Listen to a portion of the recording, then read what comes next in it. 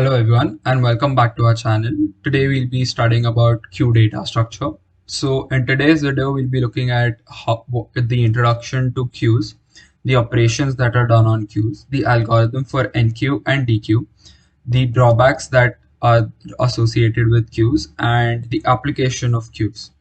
So just to introduce queues, it is a linear data structure which follows a particular order in which the operations are performed.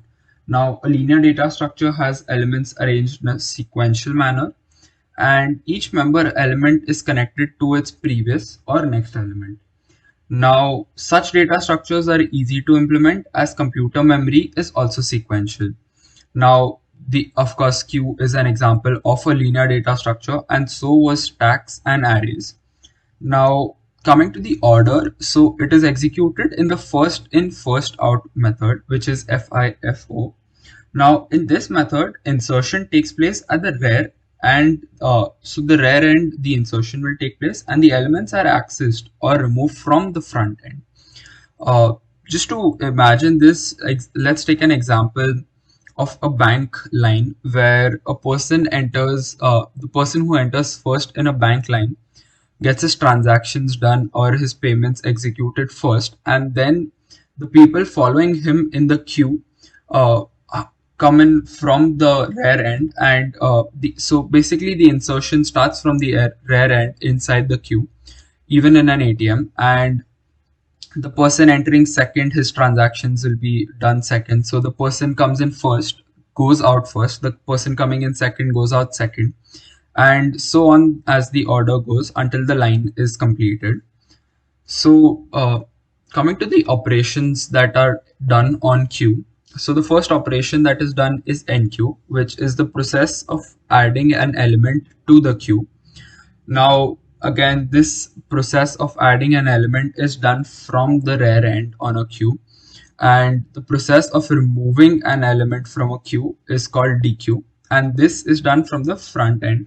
So as we relate to the bank example, that the person entering the queue first is added to the queue, and he's added from the rear end, and then he's removed from the front part of the queue. And now to understand enqueue, so for enqueue, the front and the rear is given as equal to -1. Now this is done because if we assign this to 0, it will be pointing to an index which would say that there is an element existing even though there isn't any element at this stage. So for an empty queue, the most essential conditions are that the front and the rear end will be equal to -1. Now that we've seen that the front and the rear is equal to -1, we'll be looking at what we do when we enqueue our first element into it.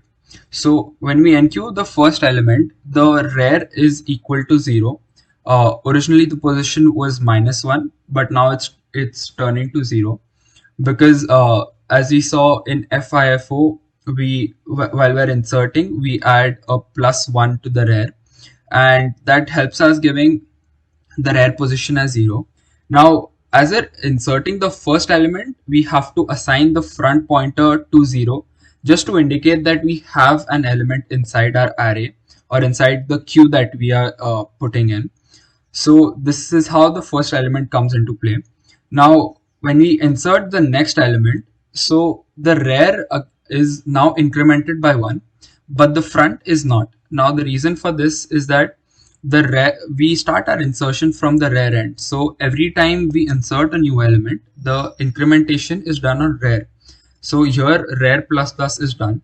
So the first element was 5. Now when we add 2, a rear plus plus is executed, and the rear reaches the first index. From the 0th index, it jumps to the first index, and the element is inserted into the first index, which here is 2. And the front remains exactly where it is to indicate that our queue has started from the first 0th index, which is 5. Now, similarly for the next elements, when we see that for the second index, the element is 4, again a rear plus plus was executed.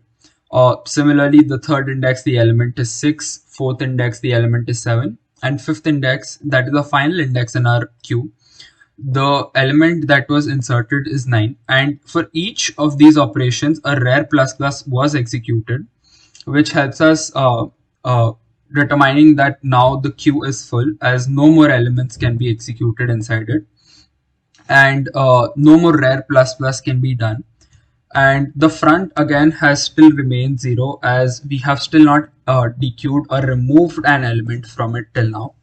Now coming to Dequeue, so as you can see here, originally the front was still at 0 from insertion of 5 to 2, 4, 6, 7 and 9. All these elements, the front remain 0 as we were not removing any elements from it as such. Now when we start removing the elements, we do a front plus plus so that the front pointer knows that we have to move on from the 0th index to the front index, and as 5 was the first element to be inserted, it will be the first element to be removed following the first in first out method. And similarly, when we do that for the second element, so 2 was removed from the first index when we do a Dequeue, and again the front pointer is incremented by 1, and so on it reaches to the final element. Now front and rear will again be equal to each other, and they'll be at the last index. Now this will tell us that there is only one element that is left to be removed from our whole queue, and we cannot. So the front pointer, when it reaches over or has a value more than the rear pointer, it would mean that we do not have any more elements to dequeue. So this is the final condition, and after this, when we increment front, we will have no more elements to be removed from our queue. So coming to the algorithm of Enqueue, so first we search again if the rear is equal to n minus 1. So as we're using the indexing is starting from 0. So if I have 6 elements, so n minus 1 would mean the fifth index. That is, as we saw in our earlier example, the fifth index was 9. So similarly, n minus 1 would mean when the rear reaches n minus 1, it would mean that our queue is full and an overflow is displayed, which basically indicates that we cannot insert any more elements after this point. If the front is -1 and we're inserting an element, it would mean that our value is now of front is now 0 and it is pointing to the 0th index. When it does so, as we saw earlier, it means that a first element has been introduced into our queue. Then the rear is incremented by 1, which again brings it to the 0th index, and the element of the index is the index of the rear that we have.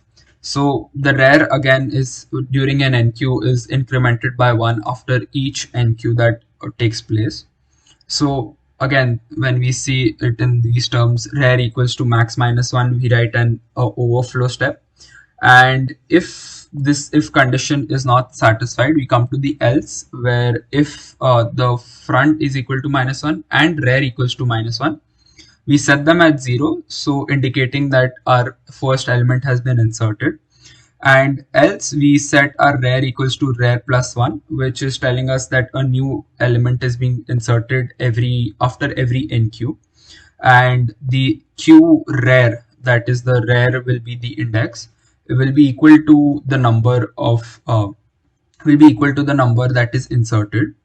Now, so for Dequeue, we use that if the front is equal to -1 or the value of front is greater than rear. So we saw for the last element that front will be again equal to rear. And if after that we do a front plus plus, it means our queue is completed and there is no more scope for removing an element from the queue. And this basically tells us that we put an underflow message or an exit message saying that you cannot remove any more elements from this queue that is there. And if that is not the condition, then we keep increasing the value of front and return the item stored at the front end of the queue each time. So that would indicate that from the first element where front was 0 at element 5, then we come on to the next element, element 2, where front was shifted to the first pointer. or the first index, and such is the execution that it keeps incrementing front till again this condition is satisfied, where front is greater than rear, and then the dequeue has to exit. So again, checking here that if front is equal to -1 or front is greater than rear, then we give an underflow expression.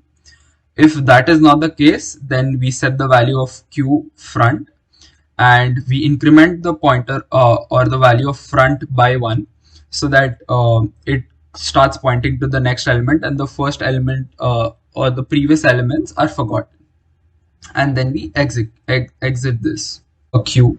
We'll start with the basic implementation of a queue with using an array. So here I've taken the include IOStream and using namespace std. Now let's assign two variables.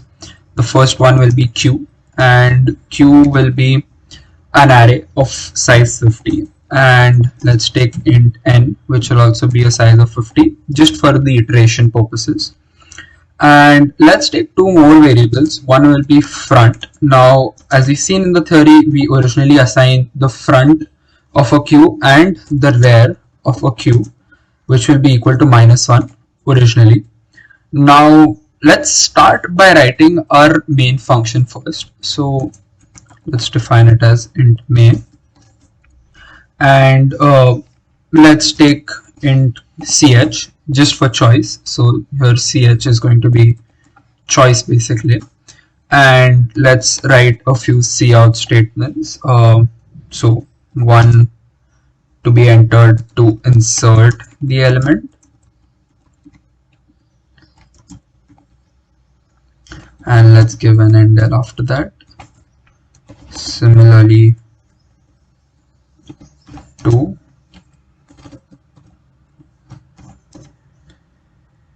to delete element from the queue. Then let's give an endl here also.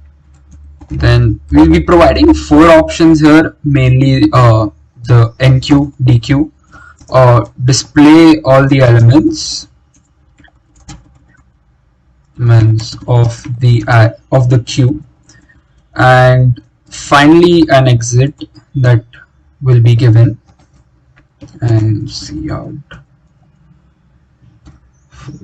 that would be exit. Right, so these will be the four basically options that a user will have to choose from. These are the four options that we're giving the user. And let's start with the do while loop here, where we'll ask the user to enter his personal choice, what he has to, and let's ask the user to enter the choice, right? And we'll give an endl after this too. Now let's accept a value that will be ch. Now we've assigned choice. So choice will take the choice of in the switch case that we'll be using right now.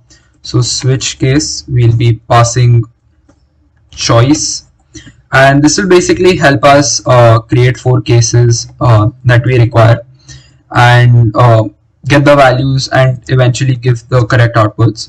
So the first one will be enqueue, that we'll be defining as a function. Now after enqueue, the syntax tells us to use a break, then we'll use case 2. Now case 2 will be a dequeue. So we've already mentioned here in this line that enter 2 for the element to be deleted, and that is what our dequeue function is going to do. Then we add a break again. Then we come to case 3, which is going to be a display queue function, and we'll give a break after that too. And case 4, that will be there for exit. Now we'll just print our cout exit here. We do not need to call a function for it to exit, and endl after that, and again a break statement. Then for default, we'll just say that the choice entered is invalid, so that the user knows that okay, he has to choose something else. These are not the correct options that he has chosen from. And we do not need a break after the default as such. And let's give a while loop after the do. So while ch is not equal to 4, we end the loop and let's return 0 here. So this will be our main function overall. Now let's start coding with the enqueue function. So void enqueue. Now this function, as we know, is going to be used to enter values into the queue. Right. Now let's start with the enqueue function. So here we'll first create a variable for accepting the values. So that will be int val, and so let's start with the first if condition. As we saw in the algorithm, rar equals to n-1, which means it is at the maximum, less than a maximum capacity. In that condition, we just print that there is a queue overflow that is happening. Queue overflow. And let's come to an else condition. Now if there is no overflow, which means we can insert values into our queue, and so for that we'll first assign our front equals to 0. When we're giving the first value, we assign front and rar both to 0. So we'll assign front to 0 first. We'll ask the user to enter the value in the queue, or rather insert the value in the queue. So insert value in the queue, and we'll just put an endl after this also. Now we'll take in the value from the user using cinval, and we'll also increment rar. Now originally rar is -1, and now when we do rar plus plus, rar is equal to 0. So front and rar now are both pointing to index 0 in the first iteration, and the value of the queue, it will be at the index rar, will be the value entered by the user. So this is the queue, this is the array that we have, this is the index. So rar is at the 0th index right now, and the value that we ask the user to enter is being put here. So the first value in the queue is going to be the value entered by the user, and this finishes our enqueue function. So it was pretty simple. We just checked if it was full or not, and then we assigned front and rar to 0, and we entered the value for that. Now let's come to the dequeue function. Now again void dequeue. Now here we'll check if now front is equal to -1. Now if this is satisfied, it basically tells us that there is a underflow. So there is a queue underflow, right? So this has been established. Again, if front is -1 that we had initially given, it basically tells us that there has been no input of value, and there is nothing to dequeue from it. So it just gives us an empty, it just tells us that the queue is underflow and there is no elements to remove. On the other hand, if let's use the else condition, and let's print that the element has been removed. Since there is no underflow, there are elements to be removed. So element deleted from the queue is, and that element is going to be our queue and the front index that it currently is on, and let's go and endl after that. Now we'll add a front plus plus after this, so that the value of front is now not going to be. So if originally the front value was, suppose, let's say 0 when we added the first element, this will do a front plus plus and the front will move to the first position. Now when the front is at the first position, we had only one element that we had added and it's at the index 2, which means there is no element to be removed as there is no element left, and that pretty much eliminates the queue that is here, and it will display a queue underflow. Right now front plus plus is just going to tell us that the element 2 is removed and the front pointer will move ahead. Now we'll just create one more function just to display the queues, the whole queue that we have, and that is going to be, so again here if the front is equal to -1, it basically tells us that there is a queue underflow, queue is empty. In this condition we'll just say that the queue is empty, and after that let's give another end L. Let's come to the else condition, which basically tells us that okay, you have an element that is available to be printed for queue. So cout queue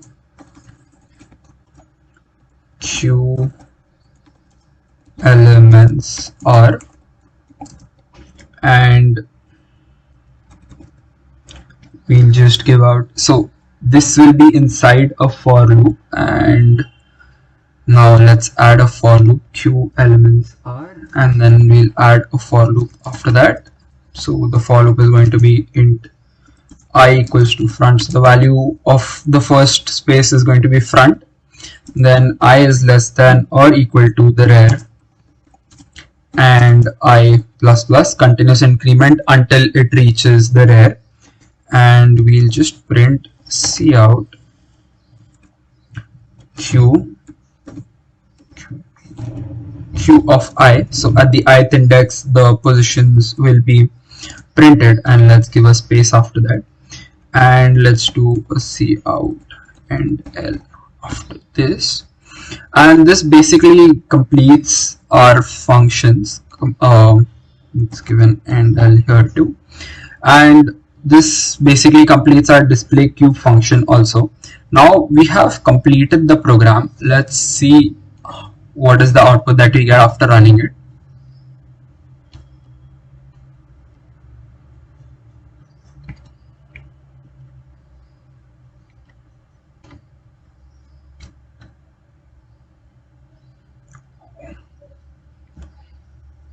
Oh, sorry, so ch has to be choice.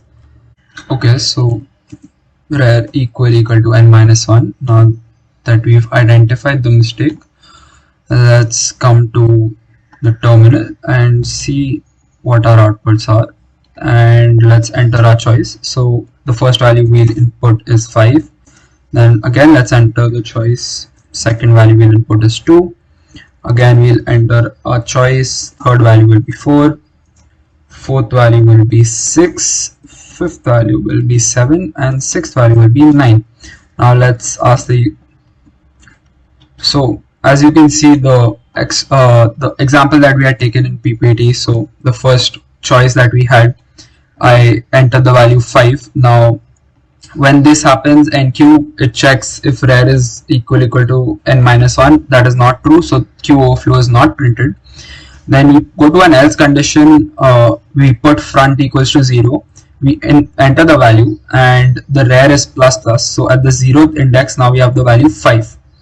Now similarly, when the second time I asked the computer to enter a choice, the user to enter choice, the value 2 has been input. Again, now front still remains 0, rare equals to 1. Now queue of 1 will represent 2. So the first queue of 0 will represent 5, queue of 1 will represent 2. Similarly, queue of 6 will represent 9.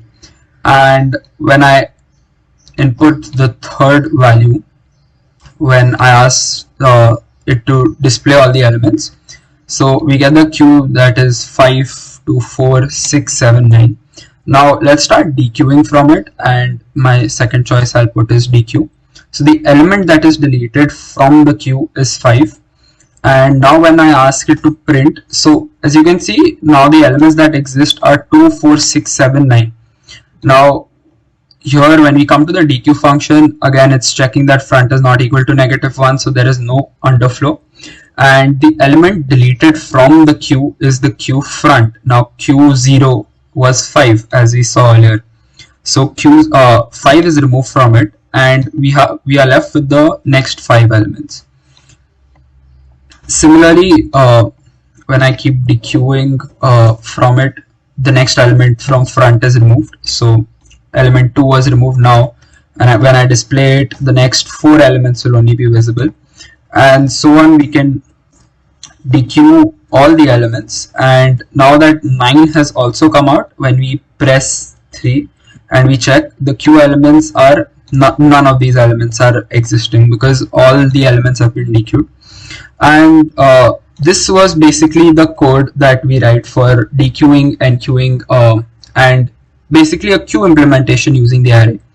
Now the time complexity that we encounter here is O of 1, because we do not have any for loops as such during the during insertion and deletion.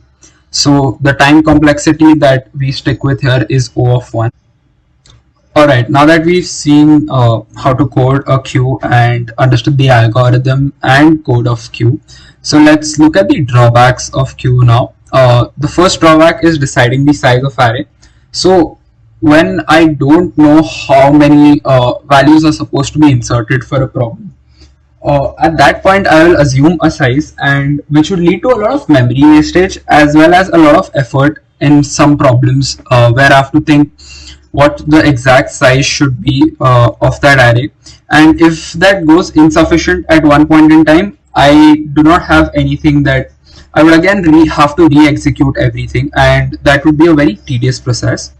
Now the second one is memory wastage. So the space of the array that can never be reused to store the elements of the queue, because the elements can only be inserted at the front end and all the space before that can never be filled. So if I dequeue the elements at suppose index 0, index 1 and index 2, I can never enqueue value into it again in a normal implementation using an array. And this leads to a lot of memory wastage, as if I dequeue 100 values or 100 elements, then those 100 spaces will never be utilized, and that would lead to a huge memory wastage problem. And of course the applications, now we come to the applications. And so when when a resource is shared among multiple consumers, example in CPU scheduling and disk scheduling, we use queues.